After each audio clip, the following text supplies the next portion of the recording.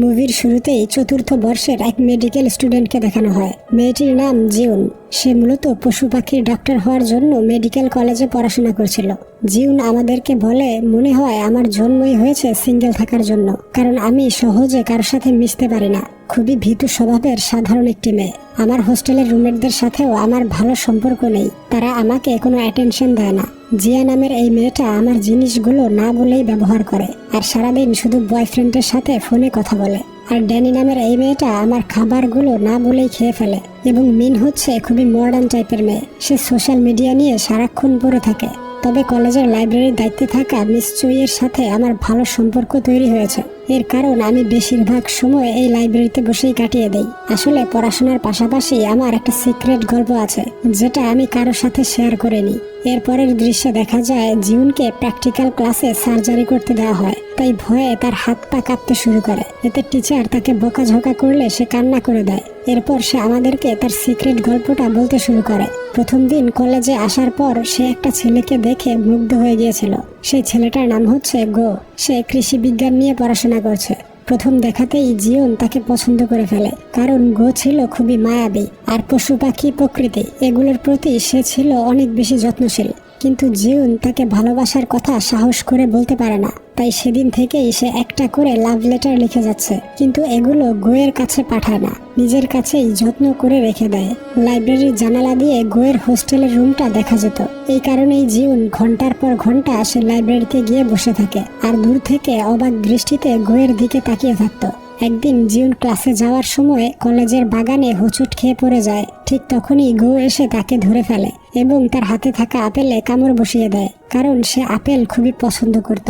এদিকে জিউন হতবাক হয়ে একদম চুপ করে দাঁড়িয়েছিল, কারণ তার কাছে এটা ছিল স্বপ্নের মতো।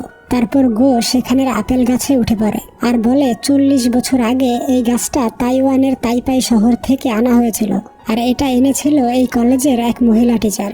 সে তার ভালোবাসার নিদর্শন হিসেবে এই গাছটা লাগিয়েছে, এই জন্য এই গাছটাকে সবাই লাভ ট্রি বলে ডাকে। এরপর সে একটা আপেল পেড়ে নিয়ে আসে আর বলে, আমি দুঃখিত, কারণ তোমার আপেলটা ভুলবশত খেয়ে ফেলেছিলাম। আর ছোট্ট কাগজে কিছু একটা তাকে লিখে দেয়। জিউন বিশ্বাসই করতে পারছিল না পছন্দের মানুষটার সাথে এমন ভাবে তার প্রথম দেখা হয়ে যাবে। এরপর সে লাইব্রেরিতে চলে আসে। সে আসলে ওই চিরকুটের লেখাটা বুঝতে পারছিল না, তাই সে মিস চুইকে সেটা দেখায়। মিস চুই বলে, এখানে তাইওয়ানিজ ভাষায় থ্যাংক ইউ লেখা আছে, অর্থাৎ গো তাইওয়ান থেকে চায়না এসেছে পড়াশোনা করতে। মিস চুই জিউনের কাছে একটা সাহায্য চায়। সে বলে, আমি তাইওয়ানের তাইপাই শহরে মিস্টার সেন নামের একজনের কাছে চিঠি পাঠাচ্ছি, কিন্তু সে কোনো রিপ্লাই দিচ্ছে না। তুমি কি তোমার বন্ধুকে বলতে পারবে সেখানে খোঁজ নিয়ে দেখতে? জিউন তার কথায় রাজি হয়। এরপর সে গোয়ের হোস্টেলে চলে আসে, কিন্তু সে গোয়ের সাথে কথা বলতে খুবই অকওয়ার্ড ফিল করছিল, তাই সে কিছু না বলেই চলে আসতে থাকে। তখনই আবার গো রুম থেকে বেরিয়ে জিউনকে দেখতে পায়। সে জিউনকে রুমে আসতে বলে।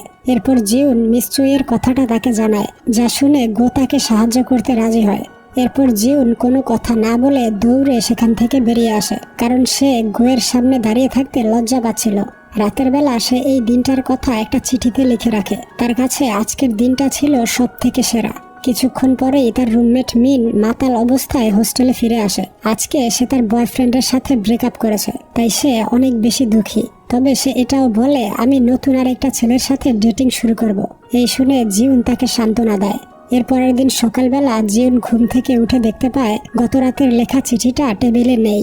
সে সব জায়গায় সেটা খুঁজতে শুরু করে। তখনই মিন এসে জানায় সে ওই চিঠিটা গোয়ের কাছে পাঠিয়ে দিয়েছে। এই শুনে জিউন খুবই রাগান্বিত হয়ে যায়। এরপরেই সে সাইকেলে করে দ্রুত গোয়ের হোস্টেলের দিকে যেতে থাকে, কারণ এখনো হয়তো গো সেই চিঠিটা খুলে দেখেনি। জিউন সোজা গোয়ের রুমে চলে আসে আর দেখতে পায় গো গাছপালা নিয়ে ব্যস্ত, আর সেই চিঠিটা টেবিলে পড়ে আছে। জিউন লুকিয়ে সেই চিঠিটা নিতেই যাবে, ঠিক তখনই গো তাকে থামিয়ে দেয় আর বলতে থাকে, আজকে সকালেই এই চিঠিটা আমার কাছে এসেছে, এটা কি তোমার লেখা?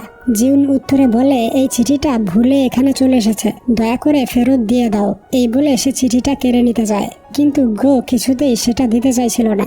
এদিকে জিউন টেনশনে গোয়ের বন্ধু হানের কথা বলে দেয়। হান আসলে গোয়ের পাশের রুমে থাকতো। জিউন তাকে মিথ্যে বলে যে হানের কাছে এই চিঠি পাঠানোর কথা ছিল, কিন্তু ভুলে তোমার কাছে চলে এসেছে। এই শুনে গো বলে, তুমি কি হানকে পছন্দ করো? তাহলে সরাসরি বলছো না কেন? এর উত্তরে জিউন কিছু বলতে পারে না। তখনই ফোনের রিংটোন বেজে উঠলে গোয়ের মনোযোগ অন্যদিকে চলে যায়। এই সুযোগে জিউন সেই চিঠিটা নিয়ে বাহিরে চলে আসে। সেই রাতে আবারও জিউন একটা চিঠি লিখতে শুরু করে এবং আজকের ঘটনাগুলো সেখানে লিখে রাখে। এরপর থেকে জিউন লুকিয়ে লুকিয়ে গোকে ফলো করত, কারণ ভালোবাসার মানুষকে আড়াল থেকে দেখলেও এক ধরনের প্রশান্তি কাজ করে। এভাবেই আরো কয়েকটা দিন পার হয়। একদিন জিউন ছোট্ট একটা আপেল গাছে পানি দিচ্ছিল। তখনই গো আর হান সেখানে হাজির হয়। হান একটা অসুস্থ বিড়াল ছানাকে নিয়ে এসেছিল চিকিৎসা করাতে, কিন্তু জিউন এখনো পুরোপুরি ভাবে ডাক্তার হয়ে উঠতে পারেনি, তাই সে বিড়ালটার চিকিৎসা করাতে পারে না। এরপর হান বিড়ালটাকে নিয়ে হসপিটালে চলে যায়। এদিকে গো জিউনের সাথে গল্পগুজব করতে থাকে এবং শেষমেশ তাকে মুভি দেখার জন্য ইনভাইট করে চলে যায়। তারপর জিউন তার রুমে এসে মিনার সাথে কথাবার্তা বলতে থাকে। মিন তাকে বলে, ফিন নামের একটা ছেলের সাথে আমি ডেট করছি। এই শুনে জিউন খুশি হয়। এরপর জিউন তাকে জানায়, আজকে রাতে গো আমাকে মুভি দেখার জন্য ইনভাইট করেছে, কিন্তু আমি যাব না। আসলে সে খুবই লজ্জা পাচ্ছিল, তাই মিন তাকে জোর করে মুভি দেখতে পাঠিয়ে দেয়। থিয়েটারে এসে জিউন গোয়ের পাশে বসে মুভি দেখতে শুরু করে। তখনই হঠাৎ করে সে দেখতে পায় যে ফিন অন্য আরেকটা মেয়ের সাথে মুভি দেখছে, অর্থাৎ সে মিনকে চিট করছিল। কিছুক্ষণ পর ফিন সেই মেয়েটাকে নিয়ে একটা বারে চলে যায়। জিউনও তার পিছু নিয়ে সেই বারে চলে আসে আর তার এই কুকর্ম মোবাইলে ভিডিও করতে শুরু করে, যেটা দেখে ফিন এবং তার গার্লফ্রেন্ড খুবই রাগান্বিত হয়ে যায়। ফিনের গার্লফ্রেন্ড সেই ভিডিওটা ডিলিট করতে বলছিল, কিন্তু জিউন তার কথা শুনতে চায় না, তাই সেই মেয়েটা জিউনকে চর মারতেই যাবে। ঠিক সেই মুহূর্তে গো সেখানে হাজির হয় এবং মেয়েটার হাত ধরে ফেলে। এদিকে ফিন একটা কাচের বোতল ভেঙে সেটা দিয়ে জিউনের গলায় আঘাত করে বসে। এই দেখে গোয়ের অনেক রাগ হয় এবং সে ফিনকে মারধর করে আহত করে ফেলে। এরপর তারা হোস্টেলে চলে আসে। গো প্রথমেই জিউনের গলায় ব্যান্ডেজ লাগিয়ে দেয়, আর ব্যান্ডেজ লাগানোর সময় সে জিউনের অনেক কাছাকাছি চলে আসে। জিউনের কাছে এই মুহূর্তগুলো স্বপ্নের মতো লাগছিল। এরপর দিন সকালবেলা জিউন তাকে বলে, মিস চুইয়ের শরীর ভালো না, তাকে একটু দেখতে যেতে হবে। তুমি কি তাইওয়ানের সেই অ্যাড্রেস খুঁজে নিয়েছো? গো উত্তরে হ্যাঁ বলে। এরপর তারা দুজন মিস চুইয়ের বাড়িতে চলে আসে। গো মিস চুইকে অনেকগুলো ছবি দেখিয়ে বলে, আপনি এতদিন যে অ্যাড্রেসে চিঠি লিখেছেন সেখানে এখন আর কেউ থাকে না, এর জন্য এই চিঠির কোনো রিপ্লাই আসছিল না। এই কথাবার্তার মধ্যেই লাঞ্চের সময় হয়ে যায়, তাই গো আর জিউন রান্না করতে কিচেনে আসে। এখানে তারা দুজন অনেক গল্প করে। জিউন তার ছোটবেলার কাহিনী শোনায়। আসলে সে অনেক ছোট থাকতেই তার বাবা মায়ের ডিভোর্স হয়ে গিয়েছিল। এরপর থেকে সে অনাথ আশ্রমে বড় হয়েছে, আর সেখানেই রান্না করা, ঘরের কাজ করা, এই সবকিছু শিখেছে। আসলে গো এইরকম মেয়েদেরকেই খুব পছন্দ করে। এরপর তারা সবাই খাবার খেতে বসে, আর তখনই মিস চুই কান্না করে বলতে থাকে, সেন ছিল তার ছোটবেলার বন্ধু, সে তাকে অনেক পছন্দ করত, কিন্তু কখনো তাকে মনের কথা বলতে পারেনি, আর এই কারণে সে এখন পর্যন্ত বিয়ে করেনি। তবে সে জানায় সেন কয়েক বছর আগে তার কাছে একটা গানের সিডি এবং চিঠি পাঠিয়েছিল। সেই চিঠিতে লেখা ছিল, এই গানটা শুনলেই তুমি আমার মনের অজানা কথাগুলো সব বুঝতে পারবে। কিন্তু দুর্ভাগ্যবশত সেই সিডিটা এক টাইফুন ঝড়ে নষ্ট হয়ে গিয়েছিল। সেই ঝড়ের পর থেকে মিস চুই একের পর এক চিঠি পাঠায় সেনের ঠিকানায়, কিন্তু এখনো পর্যন্ত একটাও উত্তর আসেনি। এই বলে সে প্রচন্ড ইমোশনাল হয়ে যায়। গো তারপর উঠে গিয়ে সে সিডিটা চেক করে দেখতে পায় সত্যি সেটা কাজ করছে না। এরপর তারা দুজন বিদায় নিয়ে বেরিয়ে পড়ে। বাসে করে যাওয়ার সময় জিউন খুবই মন খারাপ করে বসেছিল, কারণ সে ভাবছিল যে সেন মিস চুইকে চিট করেছে। কিন্তু গো বলে, মিস চুই এখনো সেনকেই ভালোবাসে আর এখনো তার অপেক্ষায় আছে। এভাবে আর বেশি দিন হয়তো সে বাঁচবে না, তাই আমাদের উচিত সেই সিডিটা খুঁজে বের করে মিস চুইকে উপহার দেয়া। জিউন তার এই কথায় প্রথমে রাজি হতে চায় না, তাই গো রাগ করে বাস থেকে নেমে যায়। সেই রাতে জিউন অনেক চিন্তা ভাবনা করে গোকে মেসেজ করেছিল, কিন্তু গো মেসেজ সিন করে না। এরপর দিন সকালবেলা জিউন এসে গোকে বলে, আমি তোমার সাথে মিলে সেই সিডিটা খুঁজতে চাই। এরপর থেকে দুজন মিলে সেই সিডির একটা কপি খুঁজতে শুরু করে। তারা সেই শহরের সবগুলো দোকান ঘুরে ঘুরে খুঁজতে থাকে। সেই সিডিটা অনেক পুরনো দিনের হওয়াতে সহজে পাওয়া যাচ্ছিল না। প্রায় 2 মাস পার হয়ে যায়, আর এই সিডি খোঁজার সময়ে দুজনেই একে অপরের খুব কাছাকাছি চলে আসছিল। তারা এখন খুব ভালো বন্ধু। এরপর অনেক খোঁজাখুঁজির পর সেই সিডিটা তারা পেয়ে যায়, আর সেটা মিস চুইকে উপহার হিসেবে দিয়ে দেয়। মিস চুই সেই গানটা শুনেই একদম ইমোশনাল হয়ে যায়, কারণ সে এই গানের কথাগুলো শুনে বুঝতে পেরেছে শেন এখন আর জীবিত নেই এবং মৃত্যুর কয়েকদিন আগেই সে ওই সিডিটা পাঠিয়েছিল। সেখান থেকে গো আর জিউন সাইকেলে করে বাড়ি ফিরছিল। জিউন গোকে ধন্যবাদ জানায়, কারণ সে জোর না করলে মিস চুইয়ের শেষ ইচ্ছেটা পূরণ হতো না। গো খুবই দ্রুত গতিতে সাইকেল চালাচ্ছিল, যে কারণে জিউন তাকে শক্ত করে জড়িয়ে ধরে। এই প্রথম সে গোয়ের এত কাছে গিয়েছে, তাই তার মনে খুশির কোনো সীমা ছিল না। সেই রাতে গো তাকে ডিনার করাতে একটা রেস্টুরেন্টে নিয়ে যায়। জিউন মিস চুইয়ের জন্য অনেক কষ্ট পাচ্ছিল, কারণ মিস চুই জানতেই পারলো না তার ভালোবাসার মানুষটা কখন মারা গিয়েছে। এরপরেই গো বলে সে ফাইনাল ইয়ার এক্সাম শেষ করে তার দেশে চলে যাবে।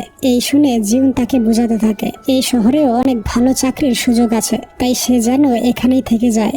গো তারপর কথা ঘুরিয়ে জিউনের প্রশংসা করতে থাকে। সে বলে সবসময় হাসি খুশি থাকবে, তোমার হাসিটা খুবই কিউট।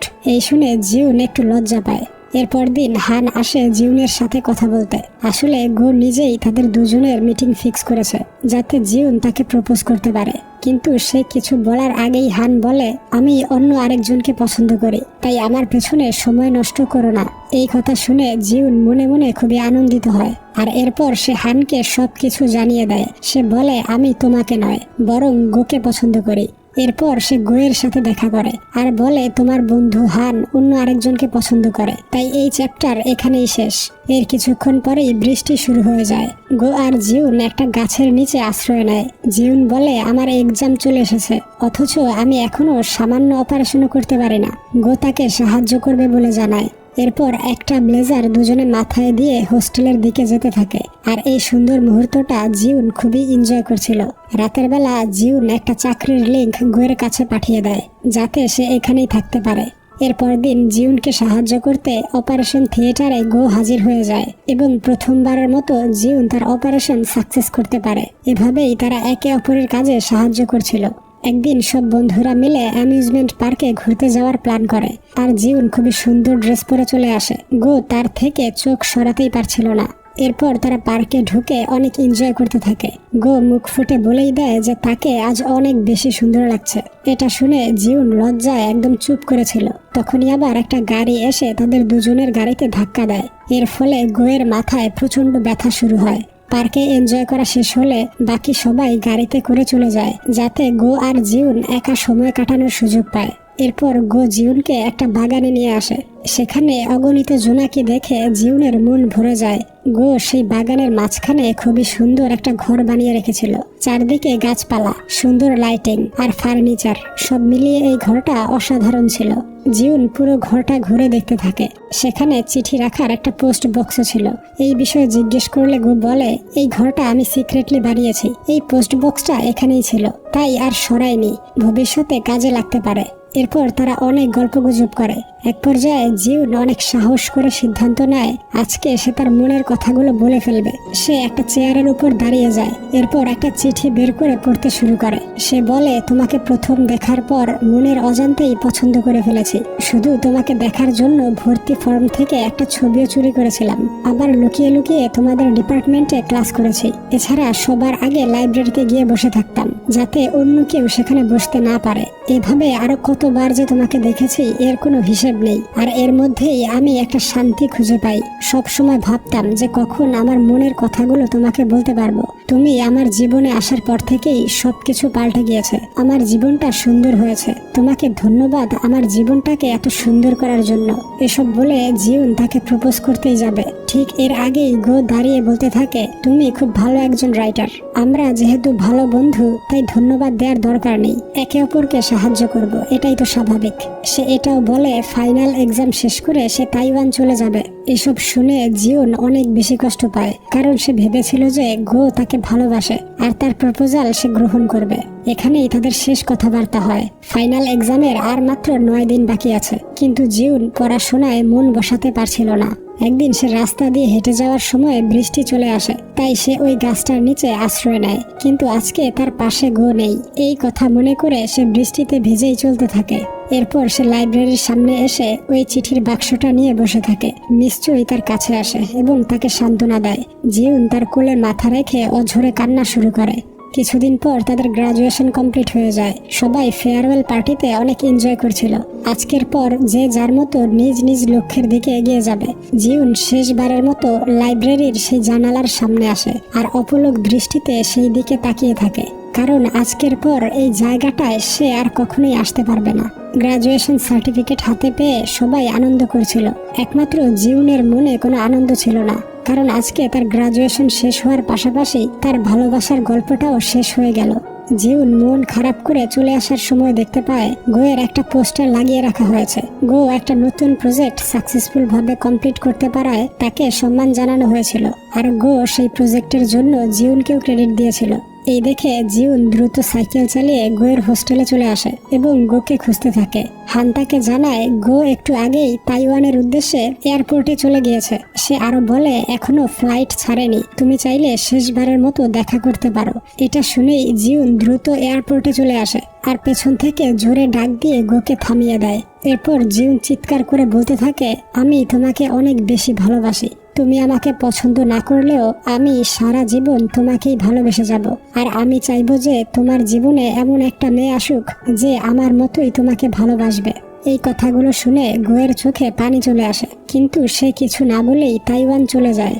এভাবেই 1 বছর পার হয়। এক রাতে জিউন আর তার বান্ধবীরা মিলে গেট টুগেদার করছিল।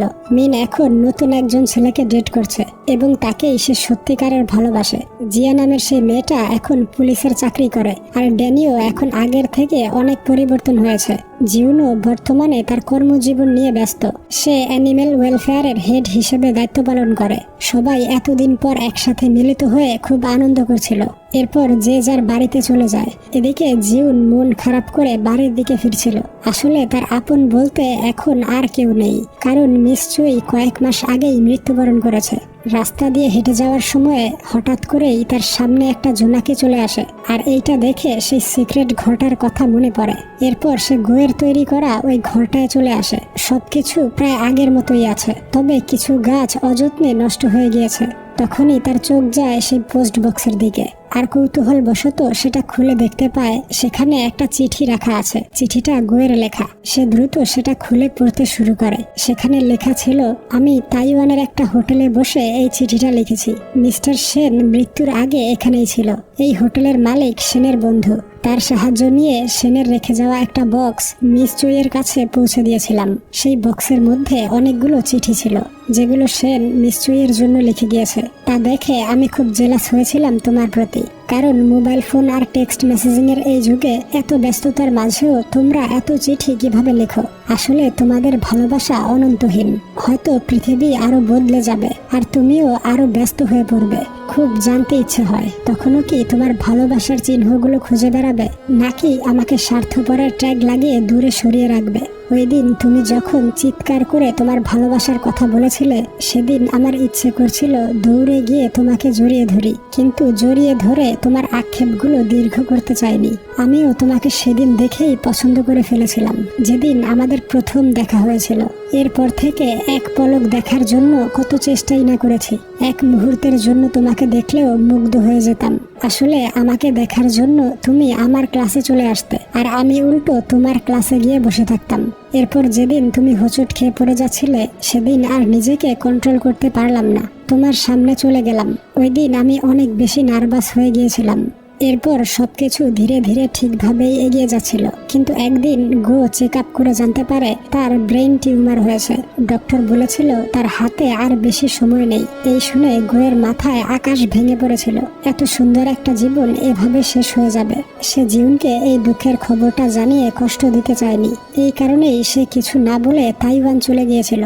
এরপর জিউন কাপড় দিয়ে ঢাকা কিছু একটা দেখতে পায়। কাপড়টা সরাতেই সে তার একটা ছবি দেখতে পায়। সেটা আর কেউ নয়, বরং গো নিজের হাতেই এঁকেছিল। গো সেই চিঠিতে আরো বলে, আমি জানি না এই চিঠিটা তুমি পড়ার সময় আমি বেঁচে থাকবো কিনা, এটাও জানি না যে তুমি এই চিঠিটা খুঁজে পাবে কিনা, তবুও অজানার উদ্দেশ্যেই শেষ চিঠিটা লিখে রাখছি। তোমাকে অনেক বেশি ধন্যবাদ আমার ছোট্ট জীবনটাকে এত সুন্দরভাবে সাজিয়ে তোলার জন্য। আর সব শেষে আমিও বলতে চাই, আমিও তোমাকে প্রচন্ড ভালোবাসি। চিঠিটা পড়ে জিউন অঝরে কান্না করে যাচ্ছিল। এক সাগর পরিমাণ হতাশা আর আক্ষেপ নিয়ে সে যখন চলে যাবে, গোয়ের আঁকা ছবিটা থেকে জিউনের পছন্দের জোনাকি পোকাটা গোয়ে রূপান্তর হয়ে যায়। অর্থাৎ এটা হচ্ছে গোয়ের আত্মা। সে বলে, অনেকবার বলতে চেয়েছিলাম কিন্তু বলতে পারেনি, আমাকে কখনো ভুলে যেও না। এই বলে তার আত্মা জোনাকি পোকা হয়ে উড়ে যায়।